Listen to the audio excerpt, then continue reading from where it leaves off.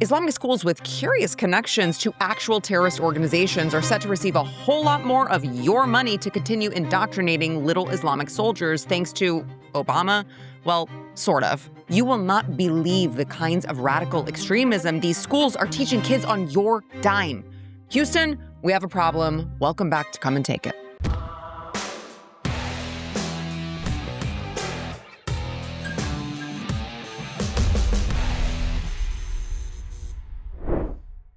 How much can happen in just a week or two? I've got an update on the Islamification of Texas. It's not going so hot. It's not going so hot for our state. And you need to be informed about this because, as I just alluded to loosely, a federal judge extended the Texas school choice application deadline from March 17th to March 31st. Now, this happened because there were several lawsuits that came into play that they were filed, claiming that Islamic schools were being excluded from the list of approved schools that parents could use school choice funds because their religion was being discriminated against. That was their go-to. They said, hey, you guys are not approving the Islamic schools who want to be able to offer their students, their parents, the parents of these students, the right to use these funds. So if the parents get approved and the school is on the approved list, then the parents can use the funds for that particular school. And they said, hey, you're not including us. We are not included on the list of approved schools. It must be because you're discriminatory against our religion. And so the judge reviewed it and the judge, called it, he said it was troubling. It was troubling that no Islamic schools had been approved. Really? Is it? Are you sure about that? Troubling, you say? I'm not sure I would use that word choice. I would say, great. I think the state should have the ability to say if you are not teaching children something that is compatible to the American way of life, our tax dollars should not go to fund it, period, end of story. No ifs, ands, or buts about it. Anything else is just noise. If you are not teaching our children to, appreciate this country, to hey, high bar, perhaps. Maybe I don't want my tax dollars going to schools that are going to teach young children to destroy my country. That is actually providing the money, the funds for these people to do that. Call me crazy. I think that's totally, absolutely disgusting. I don't think it should ever happen. So that's number one. Okay. I would say, cool. I don't think they should anyway. I'm not compelled. I'm not compelled to be empathetic to that. I don't care, baby, by the way. Number two, as I often tell you if you watch this program, if you don't, welcome. You should subscribe. Make sure to subscribe to Sara Gonzales Unfiltered. We've got a playlist here on Sara Gonzales Unfiltered. That is the Come and Take It playlist where you can find all of my Texas-based podcasts. But as I often tell you when we talk about this issue, their go-to is to cite the religious discrimination. Their go-to is to give this religious discrimination sob story. They want to tell you how they're always the victim, even as their compadres are blowing people up. They're still somehow always the victim. This is a common tactic. It's the sob story. And so in the lawsuit, it actually says the Constitution forbids such denominational line drawing. A state cannot proclaim equal access in theory while administering exclusion in practice. Now, I have to ask at this point, does Islam give a crap about the Constitution? Have they ever actually cared about the Constitution? Do they care about equal access? Do they care about, religious discrimination? Do they care about these things as they're hand-making, self-exploding devices, jackets to wear and detonate to destroy as many infidels as possible? Are they worried about how they might be perceived as being discriminatory with regard to religion? Of course not. Of course not. But they're going to appeal to your morals and your values and try to claim moral high ground and get you feeling bad about it. You feel like a guilty American. You're like, oh, I'm so privileged. Maybe I'm the wrong one who's in the wrong. Maybe I'm expecting too much for these people to come here and just appreciate all of the privileges and not try to blow me up. Maybe that's on me. You know, like, that's my bad, I guess. Like, that's what these people are doing. They are trying to get you to feel bad about it and then swoop in to take over. And if you think that I'm being hyperbolic, just take a look at how this has played out anytime the Islamic way of life enters a country. It's the same song and dance every single time. Just look at history, okay? On that topic as well, how they cite religious discrimination. Well, no, not exactly. It's actually whether or not you have ties to a terrorist organization, but we'll get to that in a moment, okay? Number 3, as I respond to the judge calling it troubling that no Islamic schools had been approved, would you be shocked to hear? I hope you're sitting down for this, that the judge, Alfred Bennett, was an Obama appointed judge. Oh, what?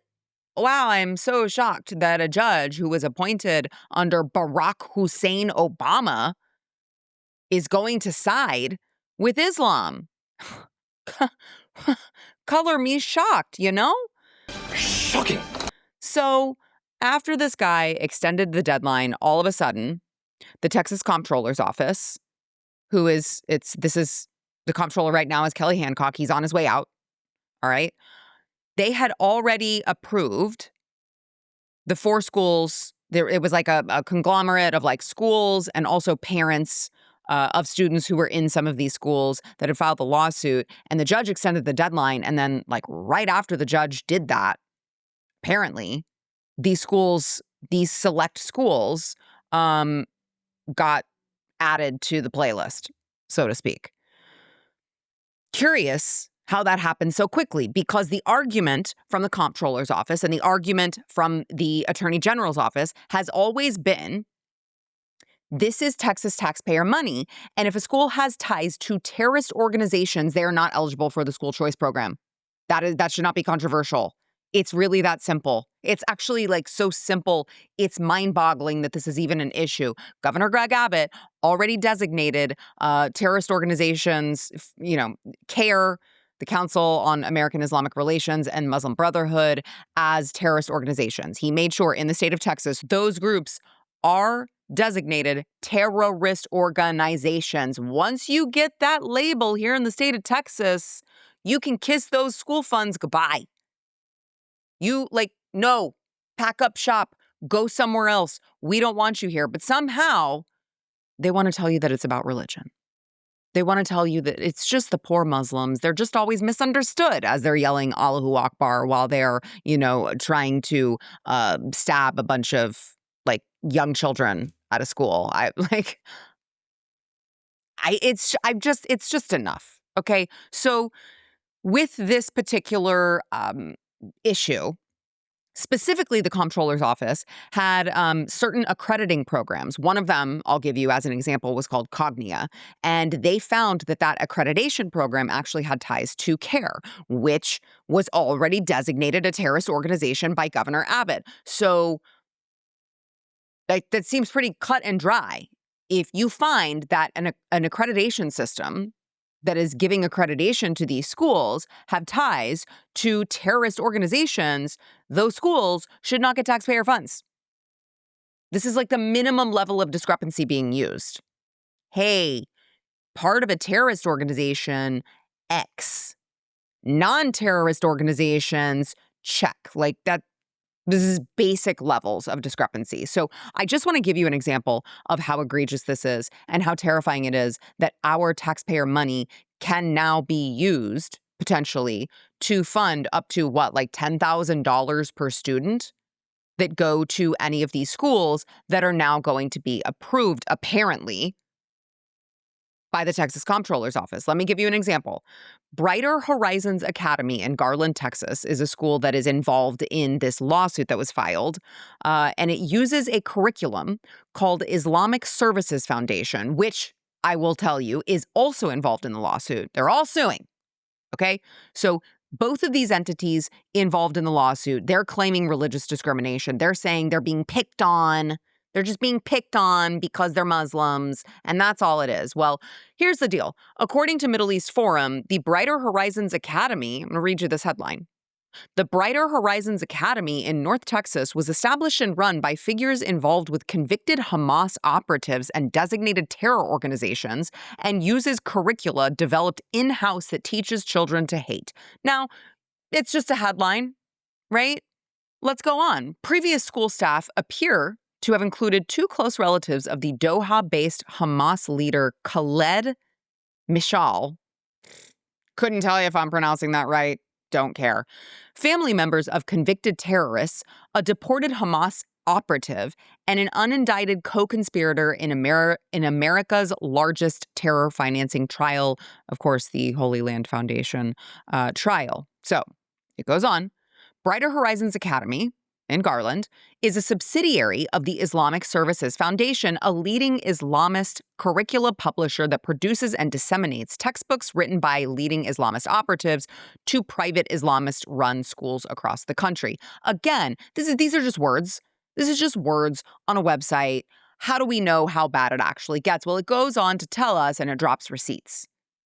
ISF curricula and textbooks, which are used at its Brighter Horizons Academy, and many others. I will tell you, this is only one example that I'm giving you to make my point. Just know ISF is providing this curricula to who knows how many schools, not just in Texas, but across the country. Okay? It includes a series of publications with names such as I Love Islam, Learning Islam, and Living Islam. Several of these teach young children open hatred toward non-Muslims. So the I Love Islam, which is level 2, so it's for younger kids. It says those who reject truth among the people of the book and among the pagans will be in the hellfire to stay there. They are the worst of creatures. Now, I understand teaching that there are consequences if you don't follow the guidelines of your religion. But you're teaching a bunch of young children they are the worst of creatures? It's a little extreme, don't you think? Let me give you another one. ISF textbook, Iman, The Heart of Life, interprets scripture about believers and non-believers to stress the importance of jihad. Remember, jihad is very important for them. It's very important. These verses describe the attitude of believers when they spare no efforts for the sake of jihad, striving hard in God's cause. When Muslims gave up jihad, did not abide by God's will, which I guess jihad is God's will, started fighting among themselves and were submissive in the face of their enemies, God caused them to suffer greatly by allowing them to be dominated by those who do not fear him or have any mercy for Islam. Now, you really need to be focused on committing acts of jihad in order to serve God.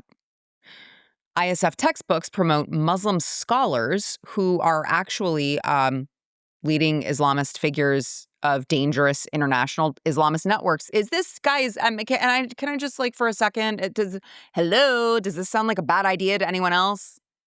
Is anyone else this is not good? Behind every politician, election, and piece of legislation, there's a story about how we got there. I'm Luke Macias, and for the last 15 years, I have been in the trenches fighting for conservative victories. I know the movers and shakers in Texas politics, and you can listen to my show to hear the stories about what's really happening in Austin. Watch and listen every Wednesday.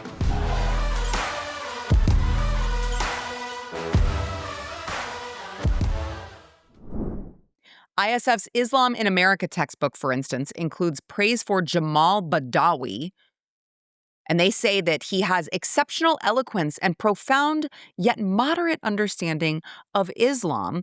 And he actually, that man that he is they're calling him very eloquent. This very eloquent speaker and very profound man actually is a member of the Muslim Brotherhood's most prominent clerical body, which is the International Union of Muslim Scholars.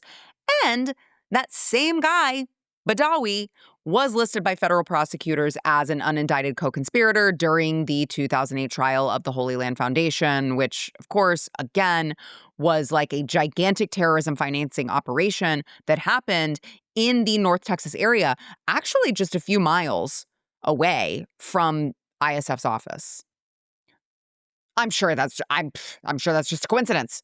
That's just a coincidence. There's no way that they would have just like, I don't know, closed up shop because the government made them and then like moved a couple miles down the street and opened up something totally different with the same beliefs and radical ideologies. And I'm sure that would never happen. Right? Oh, never. Never. Right. ISF's Islam in America textbook advertised the work of designated terrorist charities linked to Hamas and Al-Qaeda. And this was after 9/11.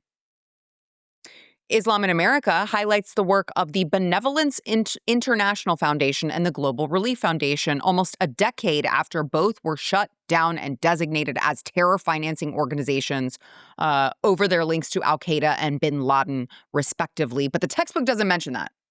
Okay, folks? The textbook doesn't say, oh, hey, by the way, it turns out they were the bad guys.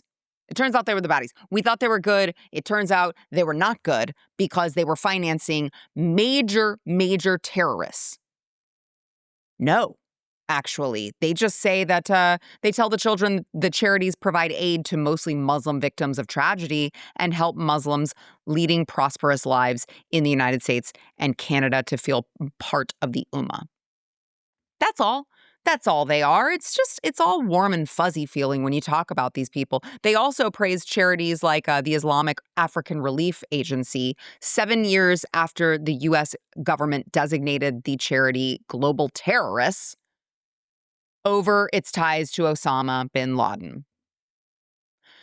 I'm going to give you just a couple more examples. I'm sure you don't need them. If you're a reasonable person, you're already like, this is really scary. But I want to explain to you how bad the rot gets. Because to me, when you look at all of these ties, you basically, this is just my opinion, okay? When you look at all these ties, you basically just have terrorists like heading up this curricula. To me, that is Sara Gonzales' opinion. Okay? Let me give you this. Majida Salem is the wife of convicted Holy Land Foundation Hamas operative Ghassan Elashi.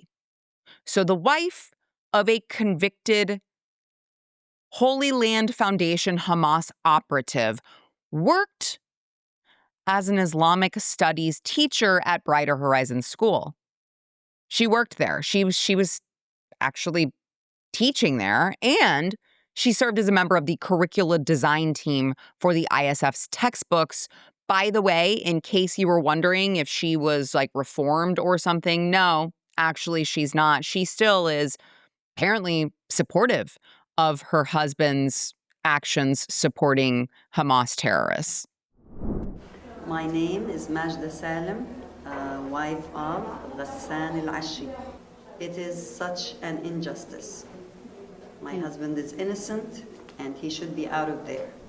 So there's that. By the way, her partner at ISF on that team was Nabil Sadoun. This is an ISF director who also taught at Brighter Horizons. There's a lot of overlap here with ISF and Brighter Horizons. None of it good. Okay. And apparently, according to the Dallas Morning News, Nabil Sadoun, her partner on that team, is a, quote, Jordanian Islamist activist deported from the United States in 2010 for concealing Hamas ties on immigration paperwork. He's related to Hamas. She's related to Hamas by way of her husband, who she still supports. And the newspaper also says Sadoun was on the national and local boards of the Council on American Islamic Relations, which also was listed as an unindicted co-conspirator in the Holy Land Foundation terror financing case. Yes, so he's there too. So they're all buddies. Clearly, they all flock in the same, groups.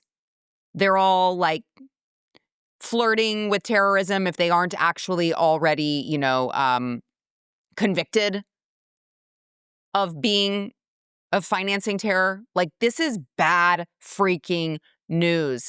That same person, an unindicted co-conspirator in the Holy Land Foundation terror financing case, who is helping design the curriculum for all of these young students in these Islamic schools. Also, you're going to be shocked to hear this too. The lead author, Sadoun, is the lead author and director of the textbook that praises the work of Islamist activists and designated terror financing operations listed above. So he really liked his own actions, apparently. This is all from the Middle East Forum. It is a fascinating read, and I'm only giving you a piece of this because in order to digest this, you can't digest all of it at once. All of these crazy connections, all of these people who are related to terrorist organizations, who are related to Hamas, who are related to CARE, who are related to Muslim Brotherhood, all believe in the same things, and somehow these people are writing curriculum for American students in Texas. Now, this textbook that was in question that he was the lead author of was published in 2018, 8 years after he was deported because of his terrorist ties. And somehow, we're just letting children learn this. How is this happening? By the way, just to wrap up this school, okay, ISF terror ties, ISF official terror ties, appear to have been present at the school's conception, according to Middle East Forum, because both ISF and Brighter Horizons list Rasmi Al-Mala as a founder of both. Now, Al-Mala was a board member on the Holy Land Foundation and was an unindicted co-conspirator in that terror financing trial as well. So maybe that's a tie. Everyone knows Al-Mala, who happens to be pretty keen on terrorism. And now they're teaching American students, or at least I should say students in America. Some of them may be, technically immigrants. Some of them may be naturalized citizens. Some of them may have been born here. But the point is, what the heck are we doing? What are we doing? How is this allowed? They are using curriculum written by actual freaking terrorists. What are we doing? Again, that is just one example.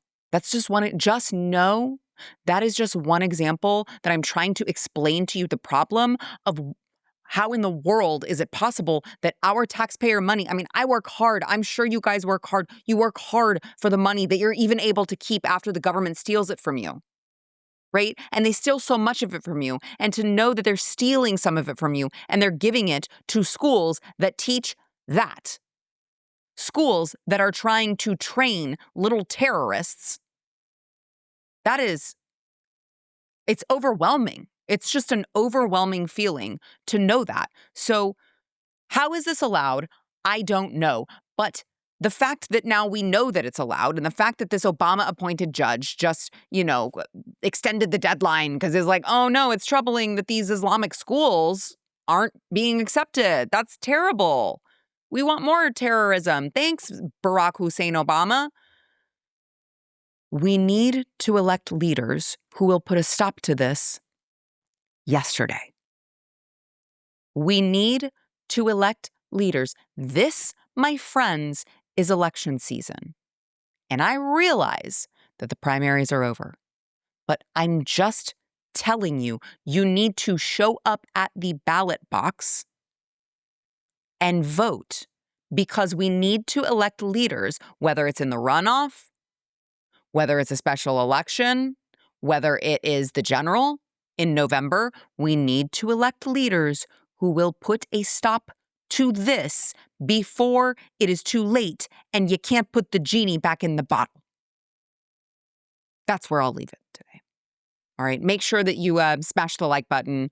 And like I said before, subscribe, comment. Also, let me know what you think about this latest story with the Islamification of Texas. Guys, it's not something that I'm not meaning to spend all of my time on this particular topic. I'm really not. But it's just that I can't find anything that's more important than this to talk about.